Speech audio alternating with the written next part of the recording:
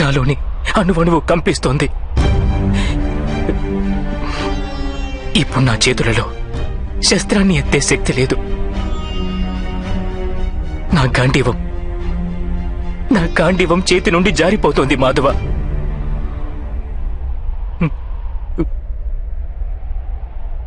నాకు కేవలం భయానక వినాశనమే కనిపిస్తోంది. కేవలం భయానక వినాశనం.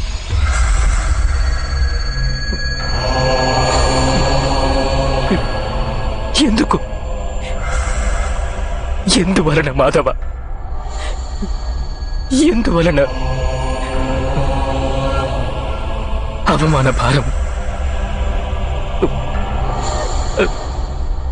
అన్యాయం గురించి ఆలోచన, లేదా ప్రతీకార సంకల్పం, ఇలాంటి ఏ కారణము లేదు నాకిప్పుడు. ఏ కారణము లేదు మాధవ ఇంతటి మహావిధ్వంసాన్ని నేను స్వీకరించేందుకు. వద్దు మాధవ.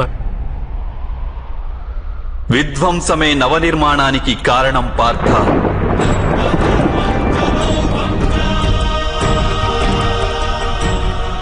మొక్కకున్న ఒక శాఖను ఖండిస్తే 2 శాఖలు ఉద్భవిస్తాయి.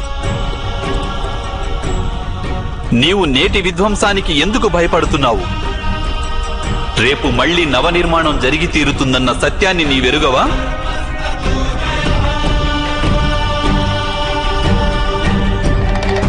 క్లైబ్యం మాస్మగమః పార్థ నైతత్వయుపపద్యతే. ఈ నపుంసకత్వం నీకు శోభించదని గుర్తించు. యుద్ధం చేయడమే నీ కర్తవ్యం పార్థ. శస్త్రాన్ని సంధించు.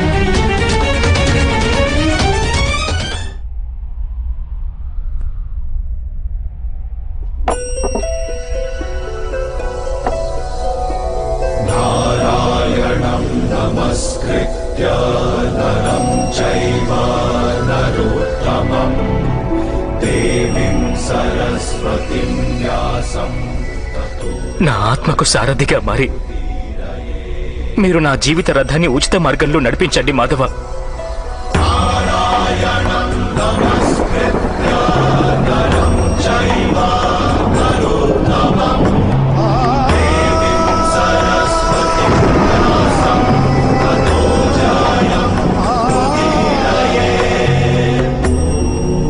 నేనేమి తెలుసుకుంటే నా దౌర్బల్యాన్ని వదిలిపెట్టగలనో చెప్పండి.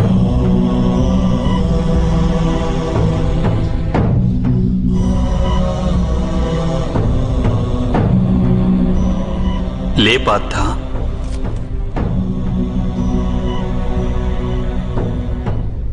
శ్రద్ధగా విను. జీవిత రహస్యాన్ని తెలుసుకో. లోకం యొక్క వాస్తవిక రూపాన్ని అర్థం చేసుకో. గంగా ప్రవాహంలో పిడికిలిని ముంచి వెలికి తీసినచో నీకు ఏదీ ప్రాప్తించదు. కాని అరచేతులతో దోసిలి పట్టి గంగా ప్రవాహంలో ముంచితే ఆ గంగా జలంతో నీ జీవితం పావనమవుతుంది. పరబ్రహ్మం విభాజన చెంది పురుషుడు ప్రకృతి ఉద్భవించాయి. అప్పుడు పురుషుడు అంటే పరమాత్ముని అంశ ఆత్మగా మారి ప్రకృతిలోని ప్రతి వస్తువులోనూ నివసించడం జరిగింది. ఆ ఆత్మను మోహం, అంధకారం ఆవరించాయి పార్థ. ఆ మోహ నిద్ర నుండి జాగృతమై తనని తాను పరమాత్ముని అంశగా తెలుసుకోవడమే ఆత్మ యొక్క కర్తవ్యం, ఉద్దేశ్యం. అదే జీవన కార్యం. కాని మాధవ, ఒకవేళ ప్రతి ఆత్మ పరమాత్మ అంశ అయితే మరి ఉన్నతి అధోగతి స్వయంగా పరమాత్మే చేస్తున్నాడా?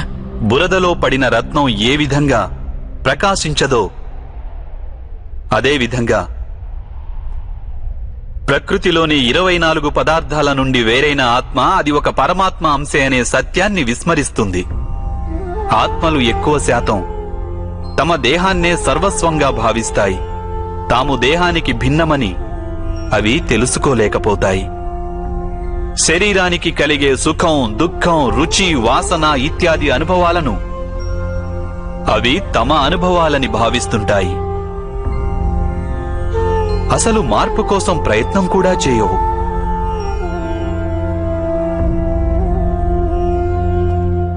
ఇలా మార్పు కోసం ప్రయత్నం కూడా చేయని ఆత్మలు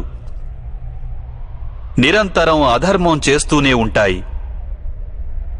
వాటిని జాగృతం చేసేందుకు దండన విధించడం అనివార్యం.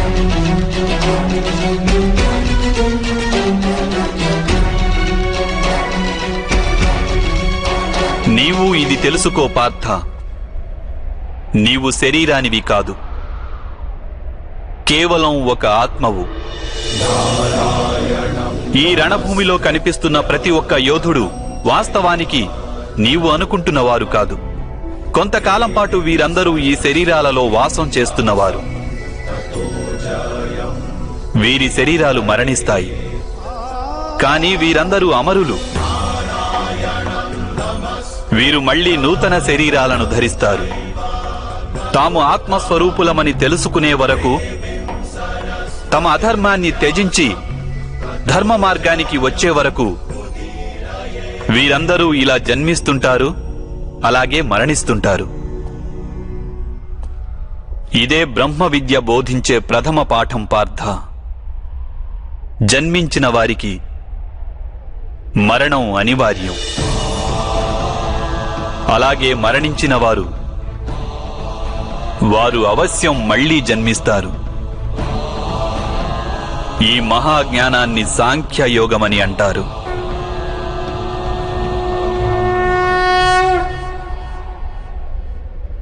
ధర్మం అధర్మం అంటే ఏమిటి మాధవ? ఏ మార్గాన్ని అనుసరించి మనిషి తాను ఆత్మస్వరూపుడనని గుర్తిస్తాడో, పరమాత్ముని అంశగా ఉద్భవించానని తాను తెలుసుకుంటాడో ఆ మార్గాన్నే ధర్మమని అంటారు.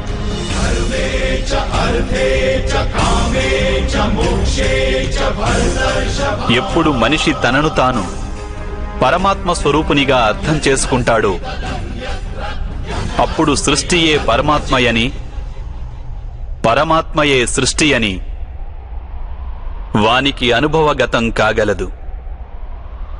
సృష్టికి పరమాత్మకు ఏ భేదమూ లేదు.